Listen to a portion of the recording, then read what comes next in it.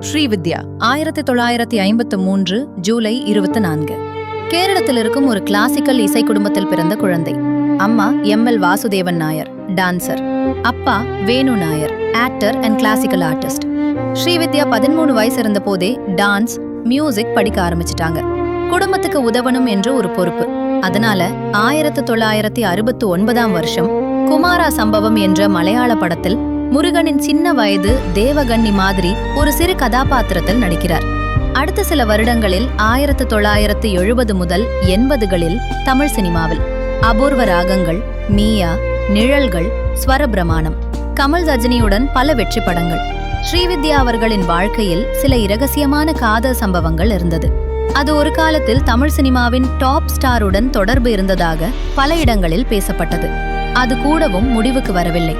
இந்த ஒவ்வொரு விஷயமும் ஸ்ரீவித்யா மனசை படிப்படியாக உடைத்தது. 1980களில் அவர் ஜார்ஜ் தாமஸ் என்பவரை காதலித்து திருமணம் செய்தார்.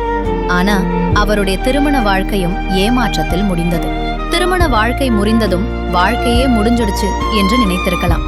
ஆனா ஸ்ரீவித்யா தனது விழுந்த இடத்திலிருந்து உயர்ந்த கலைஞராக திரும்ப எழுந்தார். தொடர்ந்து தமிழ் மலையாளத்தில் மோதர் ரோல்ஸ், கேரக்டர் ரோல்ஸ் எல்லாம் செய்து மீண்டும் ஒருமுறை மக்கள் மனசில் அன்பையும் மரியாதையும் சம்பாதிச்சாங்க. 2003இல் அவருக்கு பிரெஸ்ட் கேன்சர் கண்டறியப்பட்டது. அதுவும் லேட் ஸ்டேஜ். அந்த நேரத்தில் அவருடைய உடலையும் மனசையும் பணநிலையும் எல்லாம் உடைந்த நிலை இருந்தது. ஆனாலும் ஒரு கலைஞனின் ஆர்வம் இறக்கும் நாள் வரை இறக்காது. உடம்பு வலி இருந்தாலும், வீக்கமான கீமோதெரப்பி இருந்தாலும் நடிப்பை நிறுத்தலை. 2006 அக்டோபர் 19 திருவனந்தபுரம் மருத்துவமனையில் ஸ்ரீவித்யா அமைதியாக பிரிந்தார். அவர் இறந்த பின் கணக்கிலிருந்த 10 லட்சத்துக்கும் மேல் அவருடைய சொத்துகள், நகைகள் ஒன்றுமில்லாத நிலை. ஆனா மக்கள் மனசில் மட்டும் அவருக்கு மாறாத அன்பு. நடிப்பை காதலித்து தனிமையிலும் துன்பத்திலும் ஒரு மேடையை கைவிடாமல் கடைசி வரை ஓடிய ஒரு உண்மையான கலைஞனின் கதை அது. அந்த மேடையே என் வீடு. லைட்